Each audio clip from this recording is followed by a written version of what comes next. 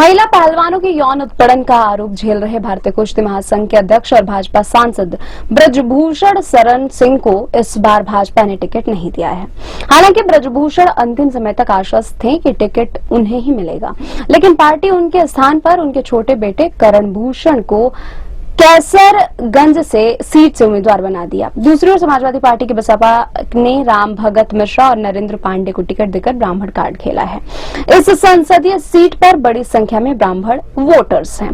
परिवारवाद की मुखर विरोधी भाजपा ने ब्रजभूषण की बगावत के डर से ही उनके बेटे करण भूषण को टिकट दिया गया है, क्योंकि ब्रजभूषण का प्रभाव सिर्फ कैसरगंज सीट पर ही नहीं बल्कि गोंडा और बलरामपुर लोकसभा सीट पर भी है। सिंह दोनों ही सीटों पर लोकसभा का चुनाव जीत चुके हैं। कैसरगंज सीट पर ब्रजभूषण लगातार 3 बार से सांसद रह चुके हैं। 2009 में उन्होंने सपा के टिकट पर चुनाव जीता था, जबकि 2014 में उन्होंने भाजपा के टिकट पर सपा के विनोद कुमार को 78,000 से ज्यादा मतों से हराया था। ब्रजभूषण का बड़ा बेटा प्रतीक भूषण गोंडा विधानसभा सीट से भाजपा का विधायक है। ब्रजभूषण का बेटा होना ही करण भूषण की सबसे बड़ी पहचान है। पिता के प्रभाव के आधार पर ही वे वोट मांग रहे हैं। करण कुश्ती महासंघ से भी जुड़े हुए हैं। ब्रजभूषण के परिवार के दर्जनों शिक्षण संस्थाएं हैं, उनका अपना अलग नेटवर्क है। इसका फायदा भी करण भूषण को मिलेगा। बताया जाता है कि मुस्लिम वोटर्स में भी ब्रजभूषण का प्रभाव है।